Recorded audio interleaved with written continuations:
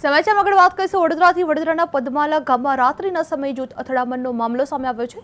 Bike overtake કરવા મુદ્દે 23 તારીખે રાકેશ અને પૃથ્વી નામના યુવાનો વચ્ચે થયેલી માથાકૂટ બાદ ગઈકાલે ફરી ઝઘડો ભડક્યો હતો। જ્યાં બંને પક્ષના લોકો લાકડી પથ્થર અને હથિયારો વડે એકબીજા પર તૂટી પડ્યા હતા, જેમાં કેટલાક લોકો ઘાયલ બન્યા હતા। આ બનાવ અંગે છાણી પોલીસ સ્ટેશને બંને પક્ષના 16 લોકોની અટકાયત કરવામાં આવી હતી। ઇજાગ્રસ્તોની સારવાર ચાલી રહી હતી, જે સાજા થયા બાદ વધુ ધરપકડ કરવામાં આવશે। પોલીસે રાયોટિંગનો ગુનો દાખલ કરી આગળની કાર્યવાહી પણ હાથ ધરવામાં આવી રહી છે। જે પદવાલા ગામમાં જૂથ અથડામણનો મામલો થયો હતો, જેમાં બાઇક ઓવરટેક મુદ્દે ફરી એકવાર ઝઘડો થયો હતો, જેમાં બંને પક્ષ લાકડી પથ્થર હુમલો કરવામાં આવ્યો હતો, જેમાં છાણી પોલીસે 16 લોકોની અટકાયત કરવામાં આવી હતી। જે રાયોટિંગ ગુનો દાખલ તપાસ હાથ ધરવામાં આવી રહી છે।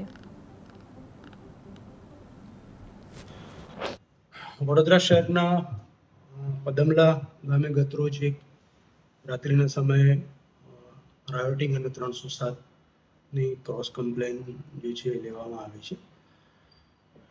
એમાં તપાસ કરતા 23 તારીખે પદમલા ગામના જ બે ઈસમો નામે રાકેશ અને પૃથ્વી જે છે, બંનેને બાઇક ઓવરટેક કરવા બાબતે બોલાચાલી થયેલી।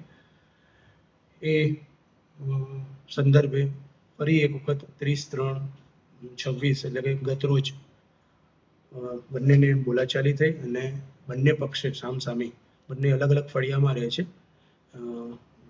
અલગ અલગ ઈસમો દ્વારા સામસામી પથ્થરમારો જે છે કરવામાં આવ્યો છે। એ પથ્થરમારા સંદર્ભે બંને પક્ષમાં જે ઈજાગ્રસ્ત થયેલા છે એ સંદર્ભે ફરિયાદ દાખલ કરીને આગળની કાર્યવાહી કરવામાં આવે છે। કેટલા લોકોની અટકાયત છે?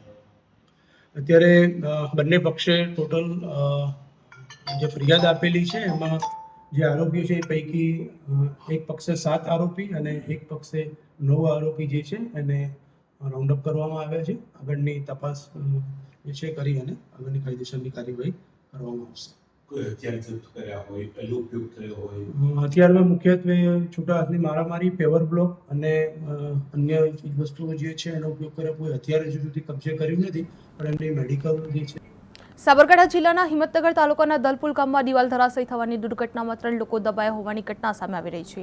જૂનું ઘર ઉતારવાની કામગીરી દરમિયાન અચાનક દિવાલ ધરાશયી થતા 2 મજૂર સહિત ઘર માલિક ડટા હતા। આ ઘટનાની જાણ થતાં સ્થાનિક લોકો તાત્કાલિક દોડી આવ્યા હતા અને ભારે જહેમત બાદ ત્રણેયને બહાર કાઢી સારવાર અર્થે ખસેડવામાં આવ્યા હતા। સારવાર દરમિયાન એક વ્યક્તિનું કરુણ મોત નીપજ્યું હતું, જ્યારે 2 લોકો ગંભીર રીતે ઘાયલ હોવાનું જાણવા મળી રહ્યું હતું। આ બનાવને લઈને વિસ્તારમાં શોકનો માહોલ છવાયેલો જોવા મળી રહ્યો છે।